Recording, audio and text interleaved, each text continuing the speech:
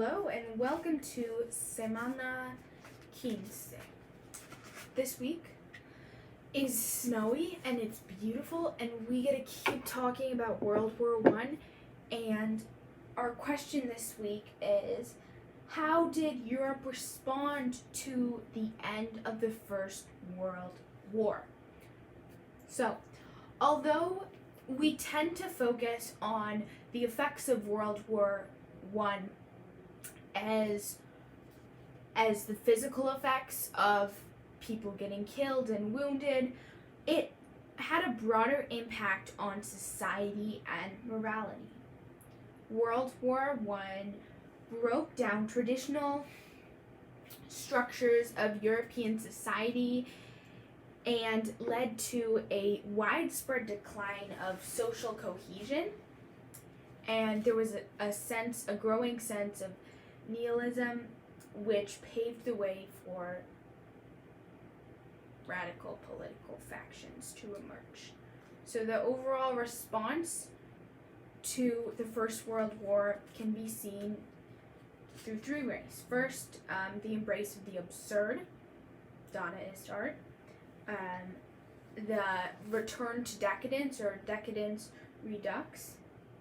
Oh gosh, I'm mispronouncing it. I want to say the X is silent. Redo. Correct me in the comments. I'll Google it. I promise. I'll learn how to say it. And then the third response is the search of community that it led soldiers to and European students. Community, good or bad. Coffee is so good. Anyway, our first argument is about how people embrace the absurd. The absurd we can see through Dadaist art, which we will get into. Oh my gosh, it's such a cool art movement. But anyway, before we get into Dadaist art, we have to get a little context of how people embrace the absurd. So, modern warfare, or the World War One, is a pretty violent war, right? We have all these new technology that come into play and that make this war a very violent, almost absurdly violent war. And when the youth of Europe are confronted by this, they abandon their morality, religion, and nationalism that they had traditionally held on to, and they embrace this absurd in the form of Dadaist art, right? So we're going to talk again about the Calhoun experiments because they still impact what we're talking about today. If you don't remember, a little refresher, Calhoun had this theory. He wanted to see what would happen if he gave mice a utopia to live in, and what happened to the mice is they self-annihilated, they turned to violence, and decadence. A lot of them, I guess decadence is a good word to use, yeah. And they completely self-destructed. And so Calhoun's theory kind of can be a theory for the decline of Europe, which is to say, I don't know if I'm making sense, but I'm trying, which is the only point, but which is to say that Europe had flourished for so long, and the only outcome that could come from it was one of violence, because a flourishing society has nowhere else to go but down, right? So that's what leads to the World War One, this increased violence as Calhoun predicted in his experiment. And there's this craving for meaning and for identity in this flourishing society that leads people to undervalue the risk associated with their choices, right? So people are becoming more violent, and a lot of leaders of the countries don't really think through the implications that this war will have on society as a whole, and violence breaks out in the form of a war, right? And we see this kind of nonchalant view of the violence in General Ludendorff, who said that, quote, I will give up troops gladly, as long as I know that they will be used in the right place to bring victory. Now, Ludendorff, in his apparent, nonchalant attitude about horrific casualties and sacrifice of human life, he actually reached a psychological breaking point when he had to identify the body of his stepson, at which time he identified the body and he didn't return it to his wife. He held on to the corpse and would hang out with the corpse, play ping pong. You can't play ping pong with a corpse. But anyway, he held on to it for an uncomfortably long amount of time. And this kind of shows us that he reached his psychological break after a while. But yeah, people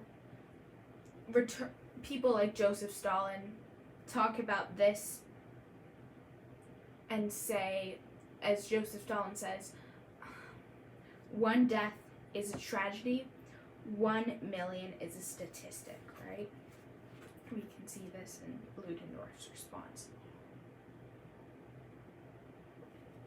So the experience of World War I as a soldier was extremely complex to understand. And a lot of soldiers found it either harder or pleasurable experience. And Winston Churchill says about his time in fighting, he says, I think a curse should rest on me because I love this war. And then also, it's just funny to see this complex reaction, right? And war does, the violence and the adrenaline that you get during battle, your hormones is, I don't know, I'm not explaining this well, but anyway, a lot of men became addicted to this violence, and even people that were against the war, like Wilfred Owen, went back to fight at the front and died there. But yeah, people left the war, and the community that they had from the war, their national identity that they had, kind of all falls apart, and people are left demoralized, they're left lost, and they are left meaningless. And we see this kind of emotional response in the form of Dadaism and Dadaist art, which is all about embracing this absurdity and this meaninglessness. I don't know. But yeah, Dadaist art is all about embrace of the absurd, and some examples of the art would be oh gosh, I'm going blank. I'm sorry. Well, I just had a bunch of examples of Dadaist art, but I can't find them. I'm sorry. But Dadaist art, oh my gosh, that's gonna annoy me. Dadaist art is all about, oh yes, the fur teacup, right? A teacup made of fur, a urinal being art. All these things that really don't make sense and that aren't art. Dadaism turns into art. And the word Dada means different things in different languages, right? It doesn't really mean anything overall, because it means in one language, in Romanian it means yes, yes. In French it means rocking horse. So yeah, Dadaism is all about this embrace of the absurd.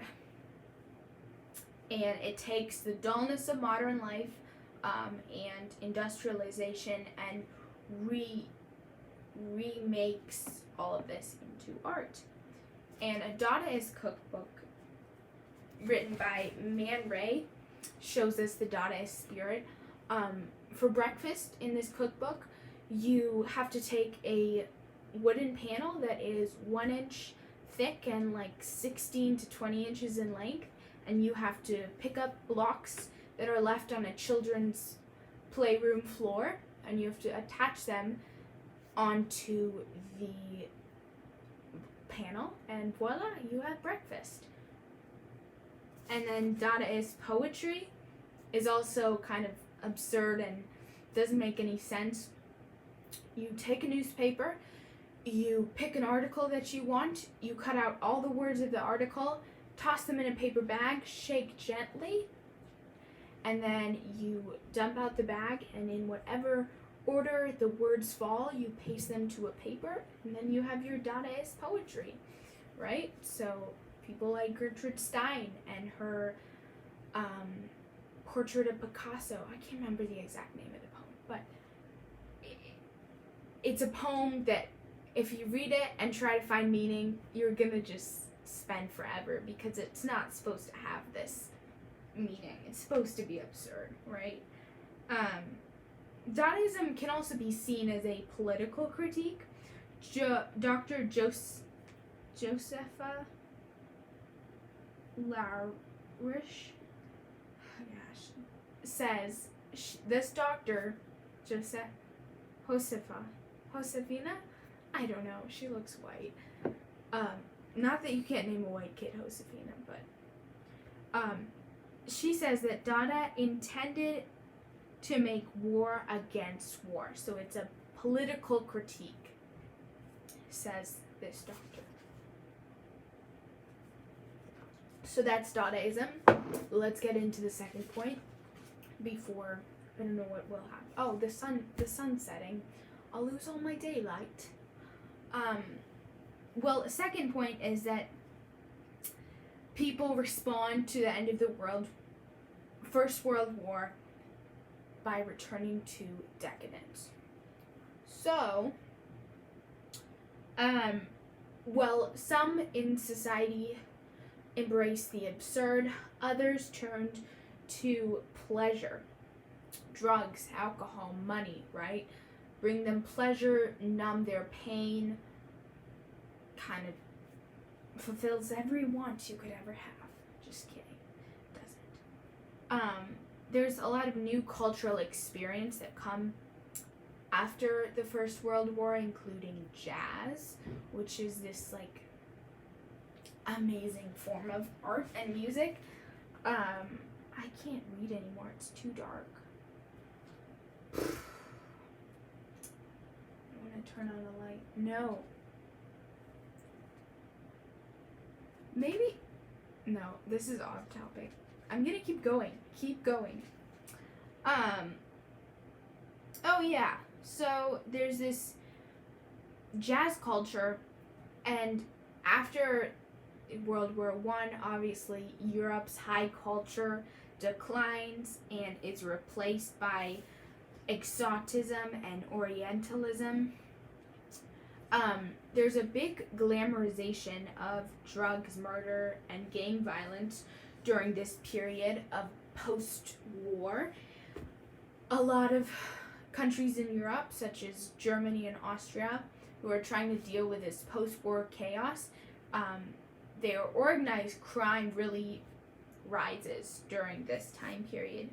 And there's also a glamorization of crime, as is seen in Kurt Weill's Threepenny Opera, which is a celebration of criminal behavior and murder ballads, and it turns all of this into high art and popularizes a new kind of anti-hero that we know and love today. Drugs, also part of this decadent redux redo. I want to say redo. I don't know. But it's this return to decadence. Obviously, drugs kind of help you numb out, help you forget about all your problems. And William McAdoo explained how a lot of men became drug users at nightclubs and like all-night resorts. And McAdoo explains that honest men would go with their gals to the nightclub, and they would be tired after their long day of work, and would notice how all the people around them were really like invigorated and really fresh after all the dancing and all the drinking. And McAdoo describes how one man, maybe it's him, maybe he's talking about how he got hooked on heroin. I don't know. He's a senator. That would be T. No, but he talks about how a young man offers another young man a vial of heroin and tells him, take a snuff of this, it will brighten you up, right? So there's this whole movement after the World War of decadence, of using drugs, glamorizing murder and gang violence. And that's one second response. And then lastly, let's get on to the third response, which is I'm not gonna look at my notes because I know this. Oh, that it led to a longing. The war led to a longing for community, good and bad. So a lot of all these guys come home from the war, wherever they come home from the war, and they are longing for this community that they had experienced in the trenches, right? And so some people turn to religion, and we see a rise in the fundamentalism and fundamentalist movement in the 1920s and 30s. But a lot of people turned toward politics and radical politics to find this sense of community that the war gave them, but also took away from them when the war ended. Elliot Hanowski describes an experience of a Baptist named Cyril Martin who fought in France, and Cyril kind of explains that I thought, if God is all powerful, why doesn't he stop this war? And it was quite a while afterwards before I got my faith back. So through Cyril, we kind of see this response of a lot of people that see this horrific warfare and say, why would God let this happen, right?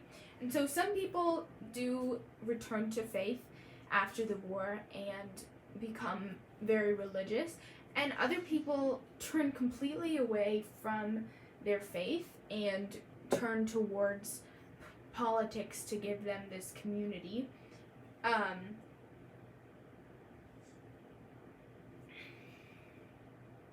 And communism and fascism rise. These two are kind of the quasi-religions for people coming out of the war. And fascism becomes a religion for people who had lost their religion in the war. People like Hitler, right? He comes out of World War I after fighting there, very lost, very, he doesn't have anywhere to go, any family or friends to go to, and the war kind of made him who he was, but then when it ended, what was he supposed to do, right? So he doesn't resign from the military. Instead, he becomes an intelligence officer that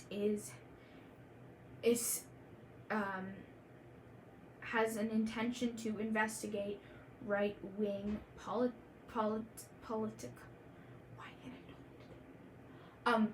factions. But while he's doing this, while he's an intelligent officer, Hitler becomes really interested in this national socialist party and becomes a member, right? Then pretty soon he becomes the head of the party, and we know the rest of the story. Dun dun dun. No, but a lot of people turned towards very radical political factions like communism and fascism to give them this sense of community that they had lost in the war. And to end, let's just hear this quote from Edmund Taylor, who says, "The First World War killed fewer victims than the Second World War. But in many ways, it left even deeper scars, both in the mind and on the map of Europe.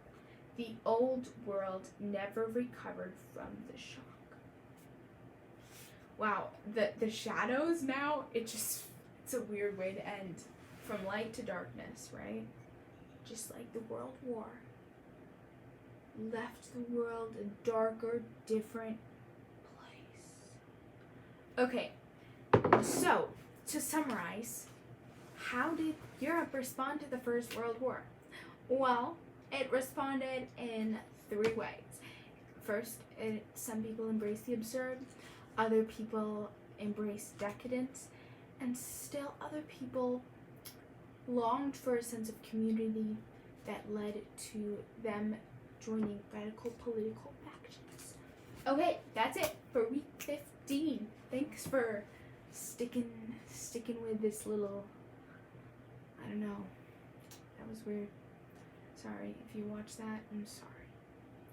I owe you coffee. Okay, bye.